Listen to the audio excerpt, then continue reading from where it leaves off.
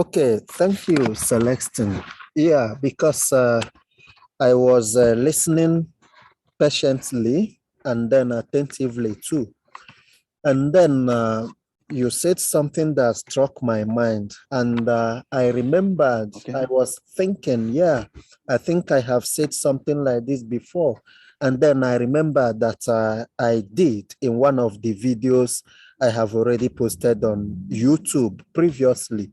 So, where I said that one of the things that will help you to stand out of the crowd is also a kind of, I will call it homogeneity of information. So just like you rightly said, that you made sure you were consistent all through your applications.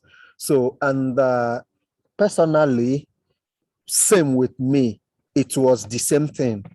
So and then unfortunately when I was doing that it wasn't intentional, but then after I had gotten the scholarship, I have even arrived here in Sweden. I was like, let me go through my applications again to know what I wrote that made these people choose me. And then I tell you that after going through all my applications, I realized that something was a recurring decimal, and that was entrepreneurship. So, and then there was a way I did it. And, when you are reading it, you will be certain that, yeah, this person actually knows what he wants. So, although, sometimes dreams change in life. So, but that was what I wrote. And then you also said now that in your own case, you were consistent all through. Yeah. So the reason why I brought up this point is for the purpose of our listeners and our viewers.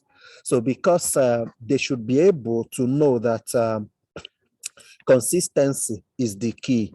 So you can't come to your motivation letter and then motivate about being an entrepreneur and then go to maybe your reference letter and then talk about another thing altogether. So it has to be consistent. You get, so your passion has to be consistent, because if you go through the SI website, you will see where they say that they need people who know, as in who are clear about their future career plans and all that. So they don't want people that are not yet certain of what they want to do in the future.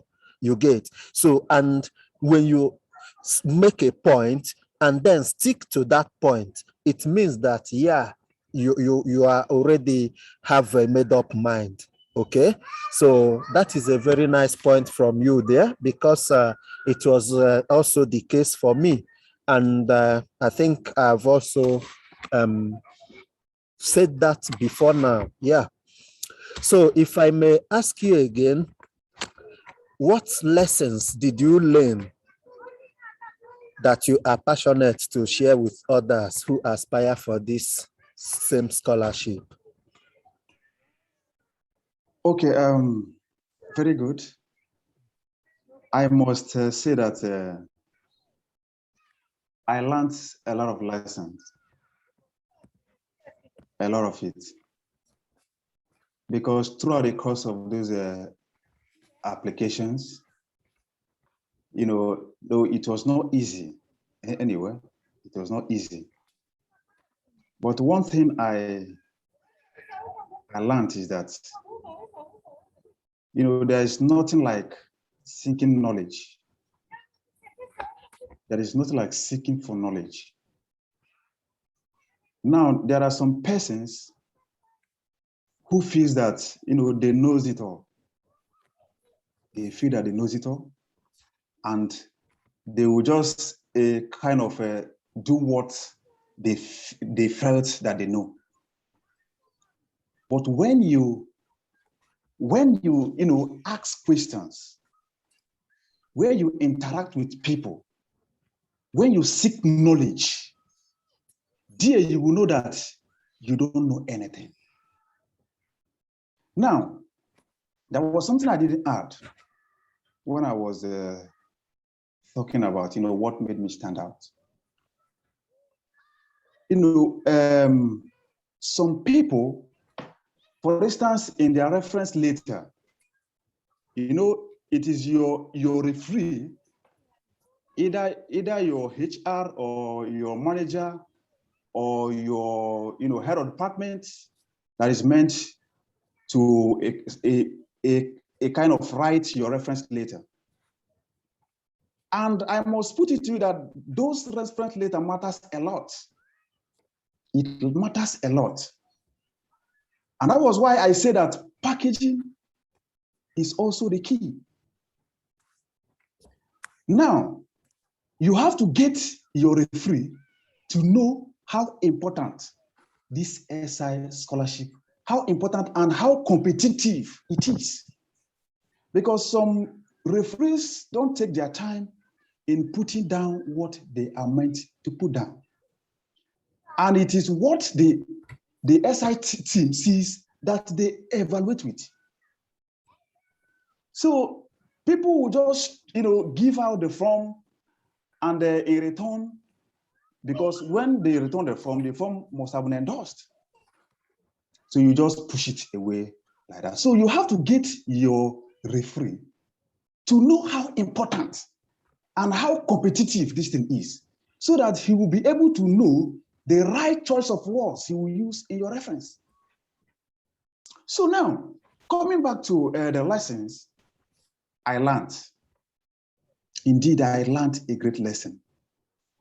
First, the first lesson I learned was teamwork matters a lot. Teamwork matters a lot. That is the first. And I will explain. Why I made mention of teamwork is that I wasn't working alone. I never worked alone throughout the course of the application. I was working with my friends. We were sharing ideas. We'll write, I'll give him my own. He will read my own. I also evaluate his own. And from there, you see that there are some certain mistakes you may not have seen, but your friend will see it. And we dictate it quickly. Now, there was one mistake. Let me just give you one little testimony. There was one mistake I made during the application. And I was asking questions in the group, that short scholarship group. So it happened that when I was asking the question, people didn't understand my question. Then I had to screenshot what I meant and then sent it into that group. And someone immediately, the person didn't even,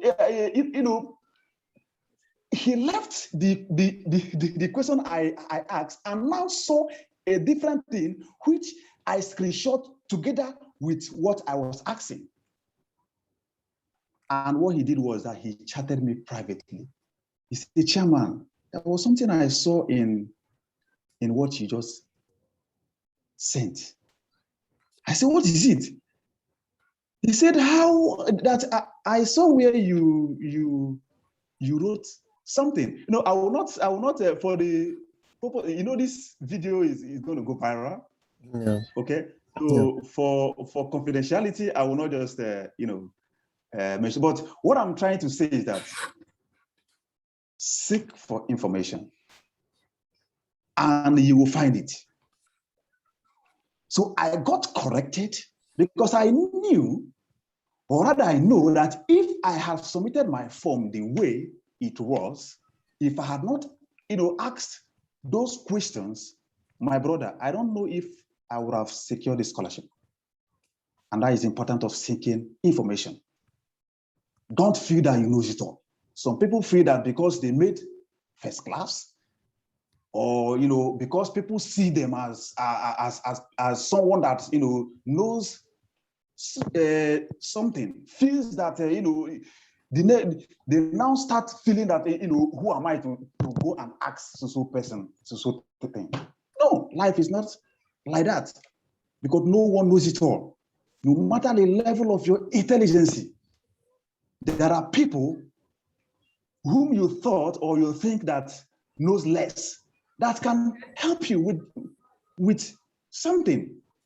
So always seek for information. So that is the first lesson I learned. That is working together. Now the second one is the second lesson I learned in this scholarship during the application is that I never for one day, because after the application, there was something I did. You know that in life, there are different people and different, that worship different God. You understand me? Yeah. I don't know. For me, I know the God that I worship. There are some people who worship idol. So whichever one that works for you, okay, you always make reference to that. Because I believed strongly that the winning of this scholarship was not because of, that what I wrote was the best. No, it was all about the grace.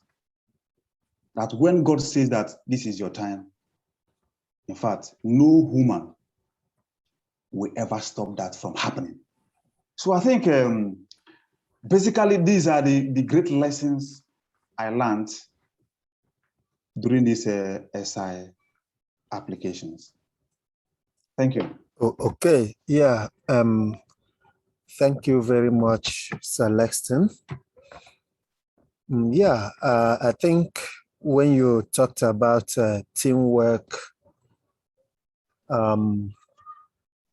yeah, that's true. That's true because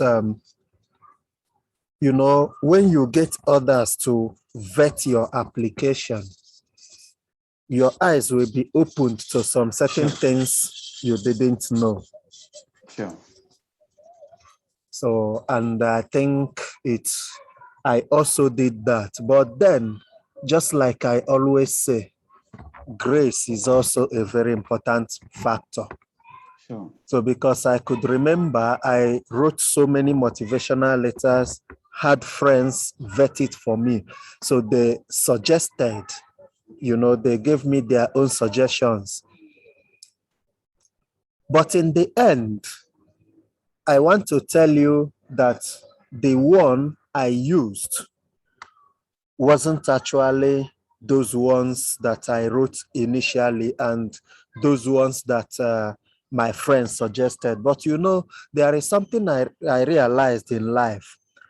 If you are too obsessed with something, it will be a part of you to the extent that even while sleeping, you will be thinking about that. You will be dreaming about that. That's correct. And that was what happened to me. So because I was too obsessed with this, I went to sleep one night. And then while sleeping, I saw myself writing motivational letter. And then the ideas were coming, So I jumped up and then noticed that it was in the dream. So, but those ideas were still fresh in my memory. What did I do? I knew that if I go back to bed and then maybe wait till the next morning to put down the idea I got, I will forget. So what I did was to start immediately in that night to pen down the idea as I got them. So after writing everything down, I kept it and went back to sleep. So when I got up in the morning, I went through the stuff and then made some amendments. And immediately I knew that this was actually the motivation letter I was looking for. And that was what I used. And it made all the difference. So yeah, maybe that was possible because of that grace factor we are talking about. Yeah. You get? So, and that is the reason why I keep on reiterating that for you to get this scholarship, just, for me guiding you is not enough. There are more to that, because you also need to be obsessed with it. And then, just like I said yesterday, I mentioned to some people here yesterday, you have to study the two websites, the SI website and university admissions website, as though you are going to write exams on them. At least I know you are seeking for the scholarship. So this is one of your priorities now, if I may put it that way. So if you take it as a priority and then do what you need to do, I believe, yeah, you can at least do better. Yeah, let me put it that way. So at this juncture, I will ask you another question. All right. So you have arrived Sweden already, sometimes people do inquire about the country they are interested in, to even know if it's even worth the sacrifices and the energy. So, Yeah. and I know you've already arrived in Sweden, and then I will ask you, what's your general view of Sweden from your own perspective and experience so far? Okay. Wow.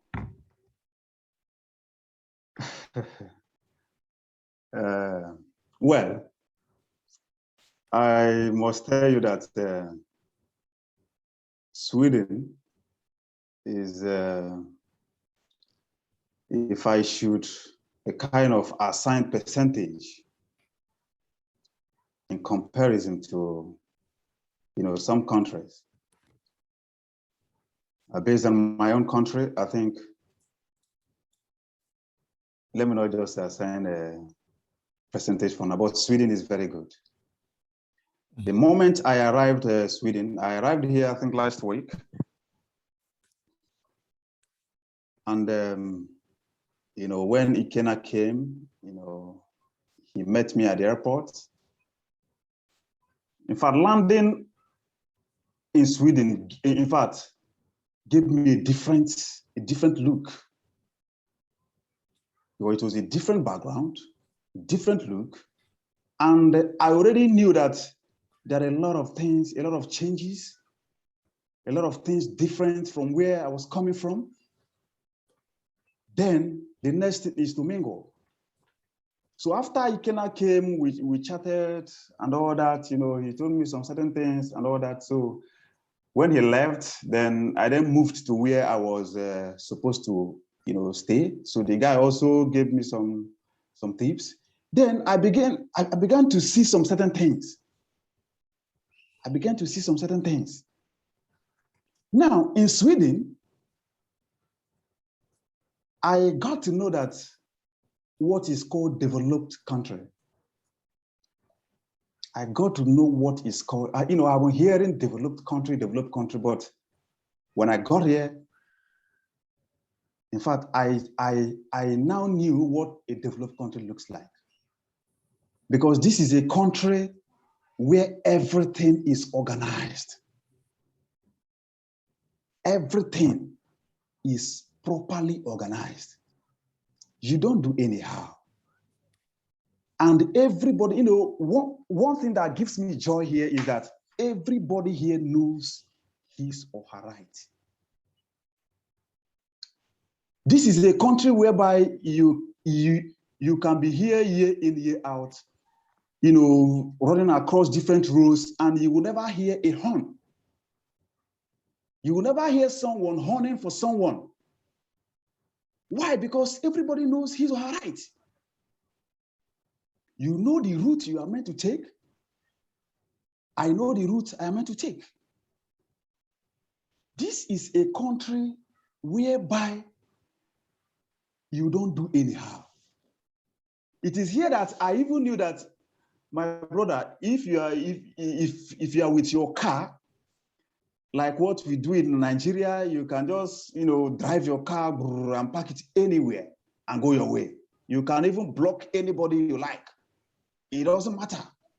But my brother, when I got here, I got to know that there are some parking spaces meant for car owners, of which if you dare park another place, you'll be booked immediately.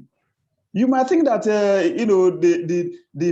that those people that they are not around, my brother. Before you go in, in fact, before you go in and come out from where you entered, my brother, you have seen a ticket. And you really know that because this is a country that believes so much in tax, because that is where they generate most of their revenue. And that's why everybody here is careful, because if you misbehave, you pay tax. If you park wrongly, you pay. And even if you park rightly, you just go straight to one ATM machine and pay your tax and pay for your parking space.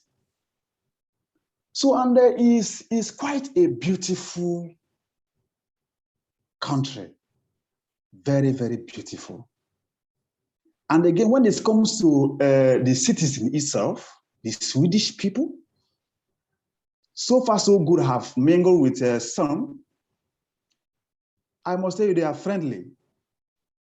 They are very, very friendly, because I've asked a lot of them questions, just like me. I like asking questions. I like asking a lot of questions. Each time I get confused, especially now that I came into a country where I don't know anything, because most of the places I go here, I go with Google Map. Like today, I ran through the city with Google Map. So at times because at times Google Map is not always accurate. At times I got lost, so I had to ask questions. So they are friendly. They are always eager to respond to you whenever you are in need. They are always eager to respond to you. So now, aside that, coming to their weather, wow, that is where I'm having a little bit issue. Mm-hmm. Because I'm obviously sincere to you, especially the area I am. Mm.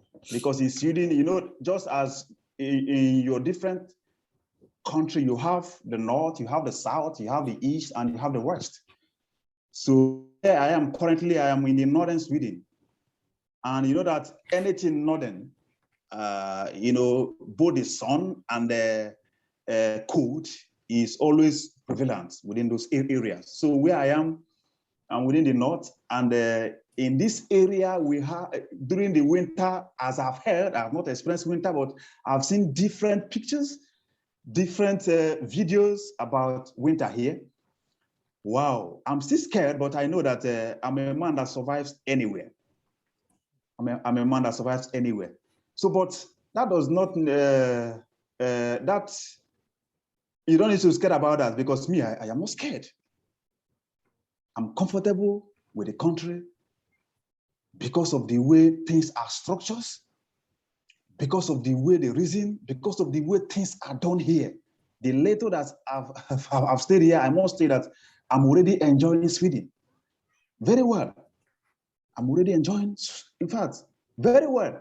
So generally, Sweden is a nice place to be, I must confess, for now. Okay. As I said, the only little issue we have is just the winter. So that's all. Thank you. Okay. Yeah, thank you, Celestine. Yeah, I have been here for about 1 year now, and I have experienced both the winter and the summer. As we might all know, there is no country that is 100% perfect. Every country has their own challenges, and so is Sweden. even though Sweden is good, but they still have their own challenges.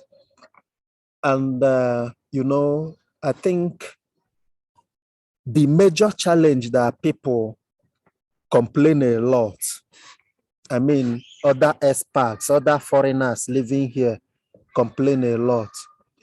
Some people complain about the high taxation here because tax is high here, as high as 30 to 33%. So which means about 30 to 33% of whatever you make per month goes to tax. But then for me, I don't see it as a problem because the tax, you are getting the value for the tax you pay. One, you don't, healthcare is free, or let me say almost free healthcare here. And then your children go to school free from basic to university and many other, things. And I think if you lose your job, the government will support you. They will be paying you a maintenance fee every month. And all these are done from the tax.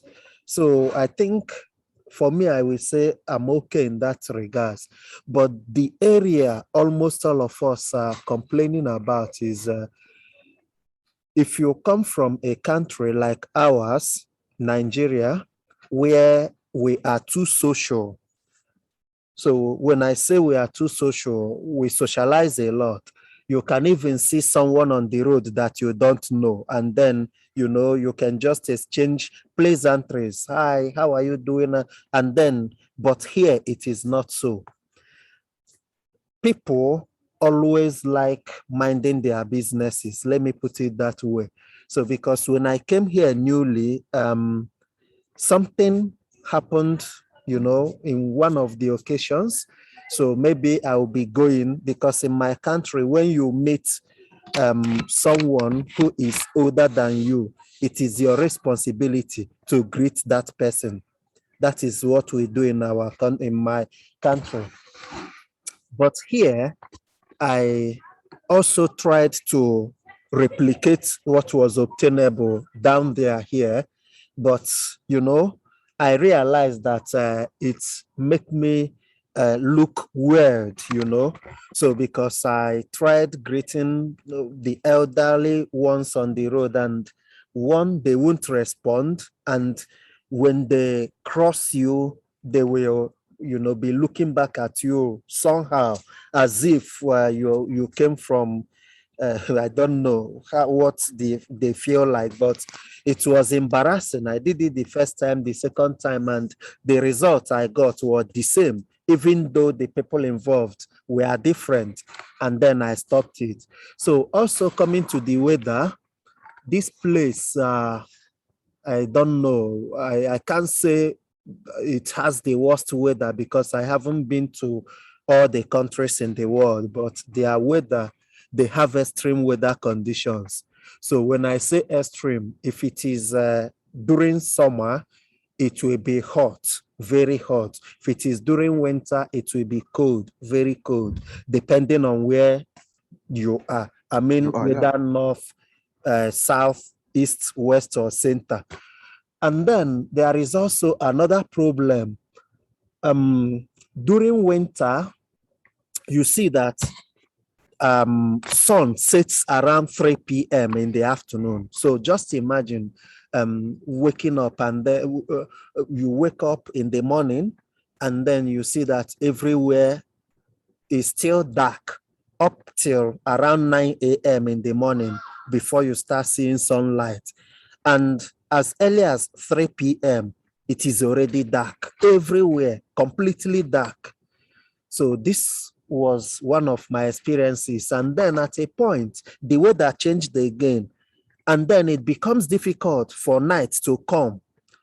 As early as 1 a.m. in the midnight, it is already daytime. You will see sun everywhere. We look as if it is already morning, whereas it is still midnight. And then there will still be sunlight up till I think that time we only experienced only about 1 hour or let's say 2 hours of darkness.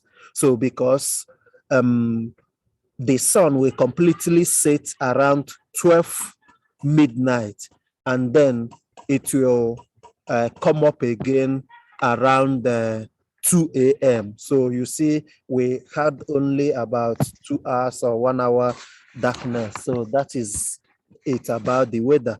So, but then I believe anyone can cope. That's not a great problem, even though personally it affected me because during that time I wasn't sleeping at all.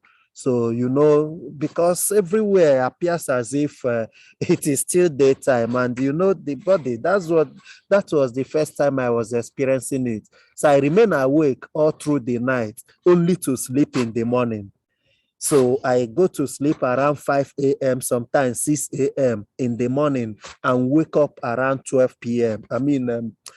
2 p.m., 1 p.m. sometimes. So my body system just changed, seeing the daytime as the night and then the night as the day. So, but now the weather is changing again and my body is also adapting. So, but then it is good that you know about this so as to be prepared while coming. So at this juncture, I I will think ask you. let me say something. Let me say something. Yeah. I think the first one you talked about in terms of maybe when you came, how those people ignore some greetings and all that. I think is quite different in my own area because for me, based on the little experience I've got, there is every country has their own mode of greetings and all that. But here, I also discovered their own mode of greeting. There is no Swedish man or woman or girl or boy that you see on the road like here where I am, and you say hey, because the only thing the only language they hear is hey. The person will immediately respond to you. And that hey means hello. So for me, that is what I have learned, that whoever I come across or anybody I want to ask any question, I will just draw your attention with that hey. So once you say hey, the person will turn immediately and will respond back. Then you start interacting. Seriously, for me, I have interacted with a lot of them, especially asking them questions, and they respond very fine. Very fine. But the only difference is that they will not come to you. That is just the only thing. And they will not be the first to greet you. Yeah, of course, of course. That is just it. They will not be the first to greet you. Yeah. And they will not talk to you. But once you talk, hey, they will respond. And whatever thing you ask, they will give you. If the person cannot speak English, he will just tell you that I cannot speak English. And he or she will look for, if someone is passing, the person will now look for someone that can assist. Maybe if the person can speak English, then he or she will then speak their language so that the person will then speak for the person. So for me, they are friendly for now. I've not been long here. So, but for now, they are friendly to me and to some of my friends whom I'm here with. So I think it's a different thing altogether, different experience. Yeah, I think what I have to chip in here is that maybe sometimes it depends on individual, because even in Nigeria, people behave differently. Let me put it that way. So because, they are helpful, very friendly people. In fact, they can do anything to assist you. Exactly, So, exactly. but then, just like you rightly said, they hardly initiate conversations. But if you do, they will respond friendly. So, but then they don't like cheap talks. So when if you are talking to them, maybe to ask questions, yeah, they will readily help you. But if you talk to them, maybe just to exchange pleasantries, and all that. They may, also respond, but when the discussion is not in the direction they expect, then they will start looking at you somehow, like maybe someone from a weird country or something of that nature. Yes. Yeah. Yeah. So, Celestine, I think this is good because it will help our viewers and our listeners to also know what they will be expecting when they come to Sweden. So, but then going back to what we were discussing before, um, there is something I want to ask you again. And then I remembered something when you talked about your reference letter. And then that reminded me my own case, because I could remember during my own case, I was supposed to get my second reference from my university, my former university. So I went to my academic advisor then to help me write the motivation letter.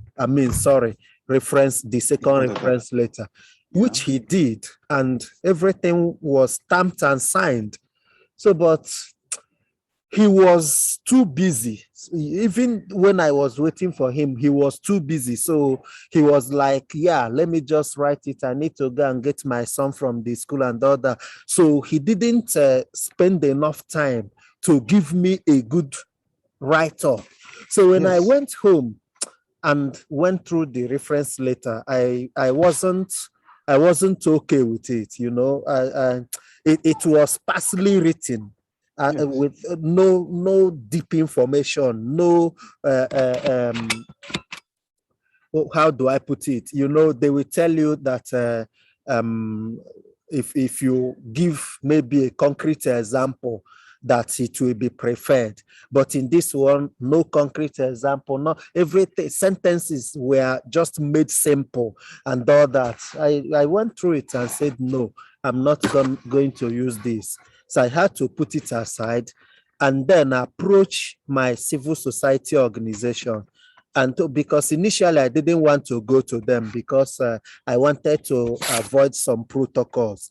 But when I noticed that, because I can't go back to the lecturer and ask him to give me a fresh reference letter, that I didn't like the one he gave to me. So what I did was to drop that one.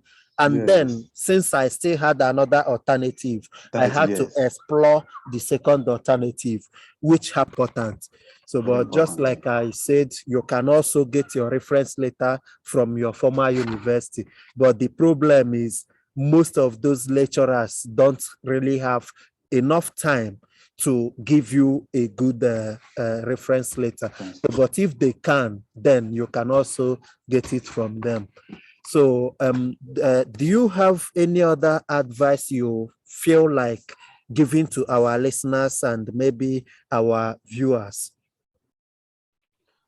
All right. Yes, I have one advice I want to give.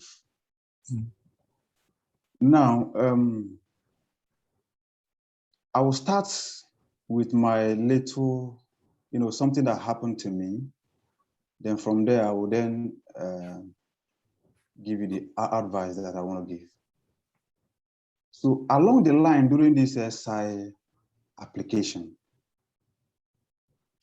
along the line, there was a time I wanted to give up for some certain reasons. Though the reason was a kind of cogent, but because I have good friends, they motivated me. Say, guy, let's just do this. You never know what will happen. So then I forged ahead. Then it now happened the way it happened.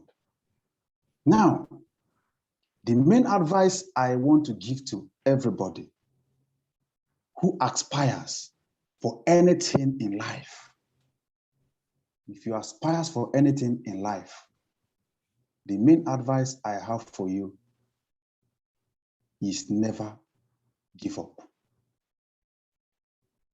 Never give up. Because you don't know where God is taking you to. You don't yet know your promised land. You don't know the particular thing that will be that which you will finally, get. Now, so many of us, have been aspiring for different scholarships, and some neglecting some. But I put it to you that some of those scholarships that you neglect might be where God wants you to go. I wanted to neglect this particular scholarship for a higher one, not knowing that this is where my destiny lies when it comes to scholarship. Now, and the major thing that as a human being you should do is to always keep on keeping on. No matter how hard, no matter how perplexed you might be, just be determined that you will achieve this. Even if it had not been working fine for you, even if you had failed different times, keep on keeping on, because you don't know where your fate is going to take you to.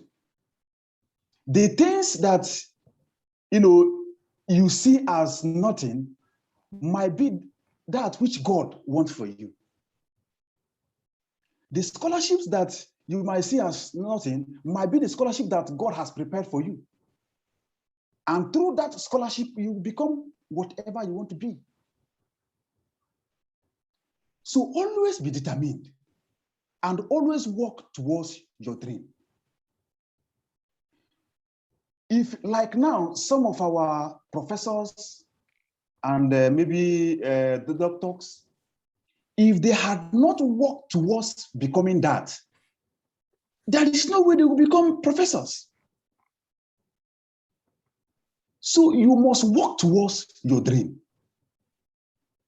As far as you have the opportunity, as far as you have the vision, as far as you have the passion, always work towards it. Don't mind whether you achieve success or not. The main thing is put in your best. If it works out, fine. If it does not work out, fine. You push ahead. Because for me, the only successful man is a man who resists failure. A man who sees failure as an experience to achieve a greater thing. Because there is no successful man that have not failed. Because many people have passed through a lot of things. Many have, applied to different, in fact, many have been applying for scholarship for years and no result. At times, they will just, within themselves, conclude that, in fact, I will stop all this application. If you stop now, do you know if the next one you are supposed to apply is the one that God has prepared for you? And that is why you have to keep working. You have to keep working until you achieve it. One reverend father always say that you pray until something happens. So you don't stop praying until you see results. Yeah. So as an academician, as someone who aspires to continue in his academics, as someone who aspires to secure a scholarship, you don't stop until you achieve one. I will give you one experience someone had, because there is one group I am, is still one scholarship group. Someone was giving his experience. He was applying for a PhD position. He said that he applied to, because in PhD, you will be looking for supervisors. You'll be sending a mail. This guy said that he sent about 500 mails. About 500 mails before he could achieve success. Someone said that he sent about 200 mails before he could achieve success. And these mails we are talking about, if you have gotten your master's, you will know what I'm talking about when you will be seeking for PhD position. It is not easy to send a mail, because you have to restructure your motivation. You have to restructure your motivational later. You have to restructure so that it will suit the area that you want to apply to. So I know all these are not easy. It is brain tasking, time consuming. But this person kept persisting up to sending about 500 mails before he could amount to one success. That is to tell you that there is no limit to your pursuit, no limit. As long as you are alive, you keep pushing. Do not give up. Once you give up, then it means that your enemies have succeeded. And that is one thing that I always, imbibe in me, because I believe that my enemies will never succeed in my life. And for them not to succeed, I have to continue to striving until I achieve that which God planned for me, because God has planned for each and every one of us. But the issue is that we don't know where he has prepared for us. So because you don't know, you have to keep working until you storm that place where he has planned for you. So please, do not be discouraged. Do not be discouraged at all. Keep working.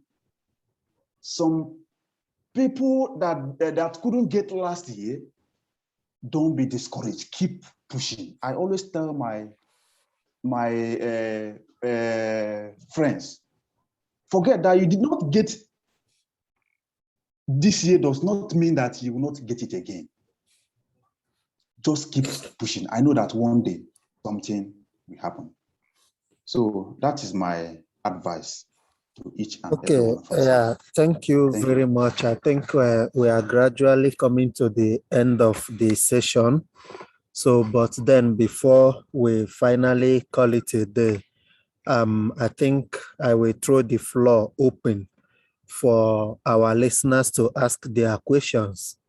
So, but then for us to make it in an orderly way, if you want to ask a question, you have to raise up your hand. I believe you know how to do that. I'm asking the audience, do you know how to do that? Yes, sir. Yeah, Yes, good, sir. great. So if you have a question, you raise up your hand. Then if I mention your name and ask you to go ahead, then you go ahead, so that it will be easier for us and also faster, instead of so many people talking at the same time. So now I start with Hiba Ishag. I can see that you raised up your hand. Can you go on, please, and ask your question? Okay. I have two questions.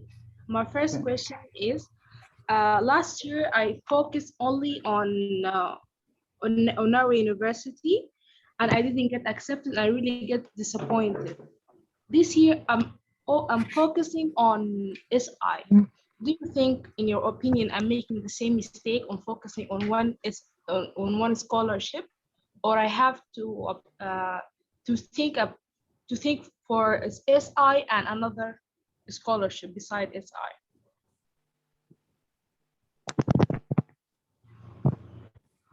Okay. Thank you for your question. My greatest advice to you: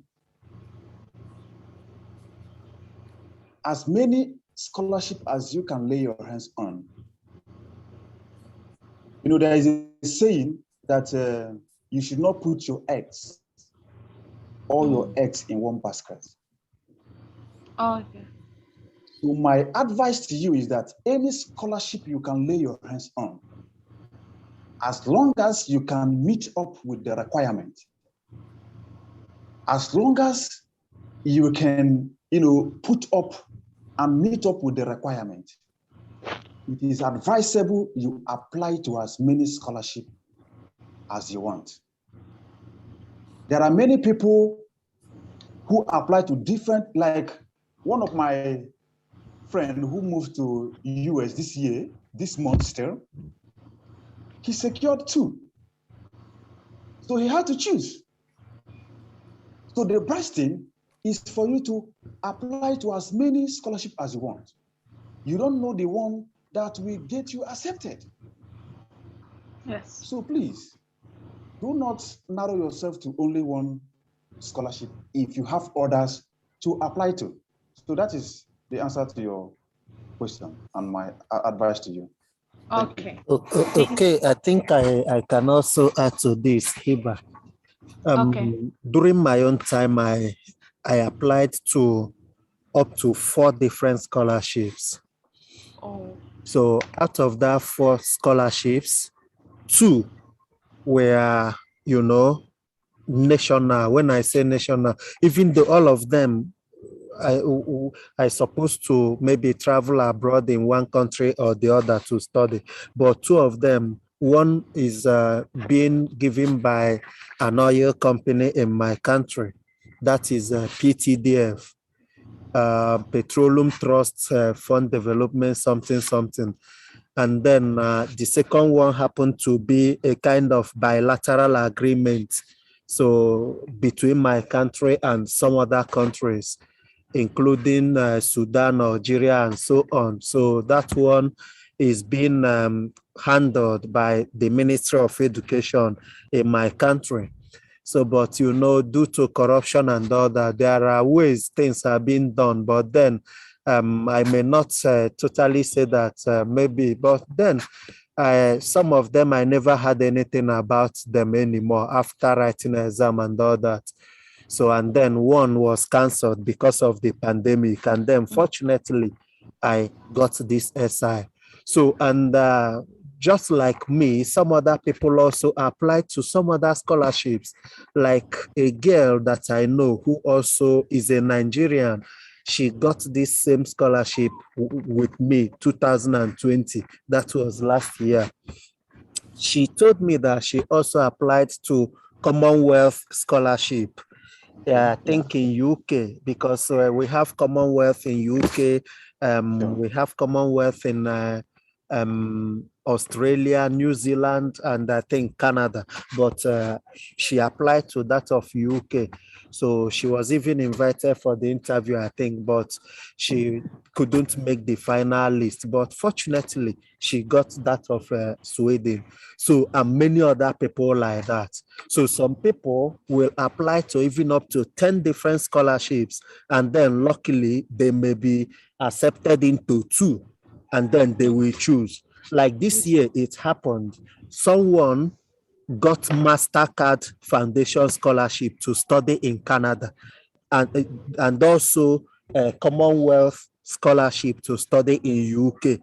So after several consultations, she had to turn down that of UK and proceed to Canada. You get? So you see, when you apply to so many, and then if you are lucky to get up to 2, you will now be the boss, because you will have to select. You get? Right. So don't limit yourself to only one application. Okay. Yeah. So Adua. It seems she has another question. Okay, go on. Okay. My second question, I was talking with my friend before the session, and she told me that in order to secure, acceptance in SI, I should submit all my documents before December. Is this true or not true?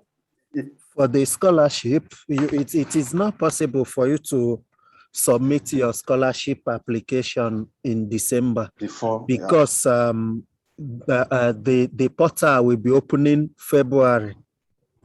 So you can only submit that of admission if you Yes, for are admission. ready. Eh? Yes, I mean for the admission. Okay, yeah. Yeah, sure. It's not compulsory. You can submit everything by December if everything are ready by then. But if not, you can submit January.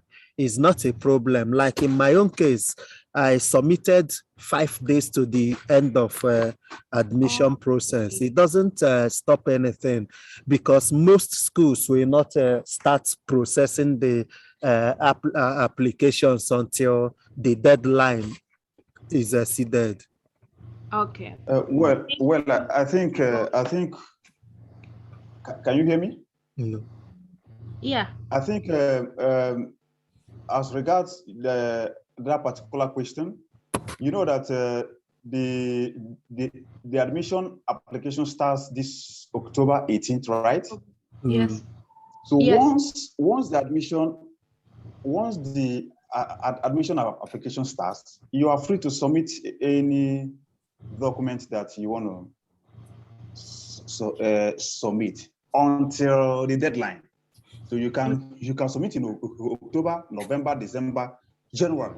January. So until just when you are ready to submit, you submit. So, but make sure you don't exceed the deadline. So that is the most important thing. Yeah. Okay. Thank you, both. You're welcome. Do you still have any more questions? Hiba. No. Okay, so maybe you can take down your hand so that we see others. Adua. Okay. Yeah. Good evening, all. I really enjoyed today's session. Enjoyed every bit of it. Ikena mentioned something about just exactly what you said about the dream.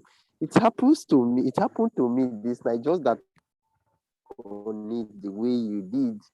Because I have been contemplating, though I haven't really picked any course I'm going to study, though. I've been contemplating on, I study elect, so I already had a master in elect in Nigeria. But I was like contemplating the courses I will take that I will be admitted. Because I was the one that asked question about that statistics site the other day. Okay. So I haven't really concluded. But now this morning I was just dreaming about solar power energy. I was just seeing different points that I had to. I just felt. I was just feeling it. It was so real that as if I was, because I'm a very poor writer, to be honest, as if I was seeing all the points I needed. But unfortunately, when I got up, unfortunately, I remembered, but later I just forgot. I can't even remember any anymore. But I just like in case something like that happened to me next time, I will. It's just as he said, it's what we are thinking. Sometimes we dream about it because I'm not that religious type. So what we dream, what we think, we actually do dream about it. So anytime I learn my lesson, that anytime it happens like that, I will just immediately, as soon as I can remember, I will just paint things down. Even though I may not get it, but I will just paint the important points down. So yeah, something I want to ask again is it advisable? Maybe you have a lecturer in your school that whom I wanted to use. My plan is that I have a lecturer that taught me a master who will rightly give me the attention I needed. But I feel that they may not accept it since he taught me at master level. So I don't know. So I feel that even if I want to use the one in my BSc, that one is always a busy kind of person, just as Ikena said. A busy kind of person, but this other one may be able to give me attention. So is it advisable that means after making arrangements with the one in my BSc that okay, this is what I plan to do, I will do the write-up with somebody who will be ready to someone who will be ready to assist me, take his time to write for me, because that one will not have the time. But he has a good heart, but he won't. He's a kind of for me busy every time.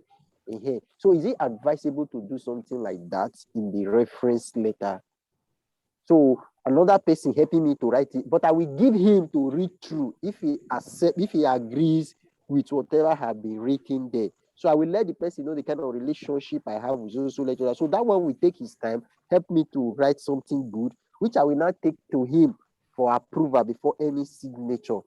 Something like that. So I also wish to do the same thing for the reference letter I will get for my place of work, because in my place of work, our general manager is actually in Lagos, but I have a regional manager here in Benin where I reside. So I intend, but I will make sure I confirm from the general manager, let him know that okay, this is what is going on. But I just want